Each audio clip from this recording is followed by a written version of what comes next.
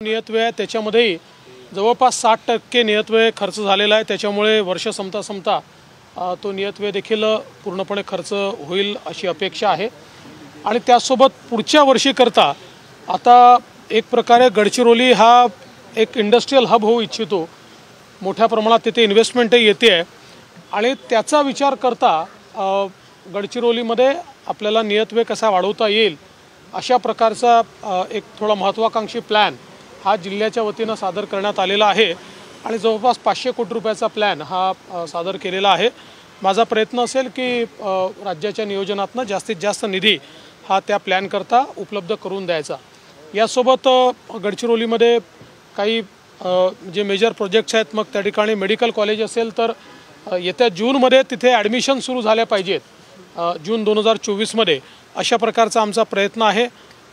त्या ठिकाणी एअरपोर्ट करता देखील जागा आम्ही आयडेंटिफाय केली आहे। ओएलएस सर्वे देखील केलेला आहे आणि बहुधा येत्या 3-4 दिवसात ओएलएस सर्वे जो आहे तो आपल्याला प्राप्त होईल आणि तो पॉझिटिव्ह होईल असं आम्हाला वाटतं। त्याच्यामुळे मग त्याकरता देखील लँड ॲक्विजिशन आम्ही लवकरच त्या ठिकाणी सुरू करू।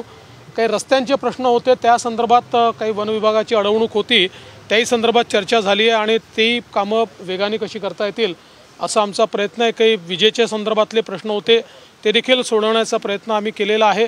विशेषतः जो काही आपला सगळा आदिवासी भाग आहे या भागातल्या ज्या काही समस्या आहेत त्या कशा आपल्याला दूर करता येतील त्या संदर्भात देखील चर्चा जी आहे ती झालेली आहे।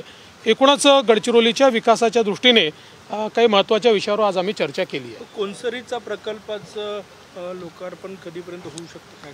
कोनसरीचा प्रकल्पाचं लवकरच आम्ही लोकार्पण करणार आहोत आणि केवळ ते लोकार्पण नाही आहे तर पहिल्या फेजचं लोकार्पण आहे आणि दुसऱ्या फेजचं भूमिपूजन आहे, ज्यामध्ये 20,000 कोटीची नव्याने इन्व्हेस्टमेंट त्या ठिकाणी येते आहे, तर ते देखील लवकरच आम्ही करणार आहोत। पावनखिंडीचं अतिक्रमण हटवण्यात आलेलं आहे।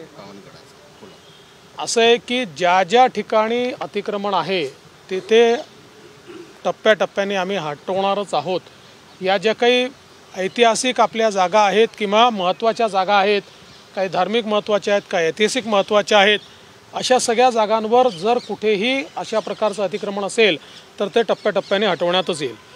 राज ठाकरेंनी एक टीका केलेली आहे। थँक्यू भाऊ।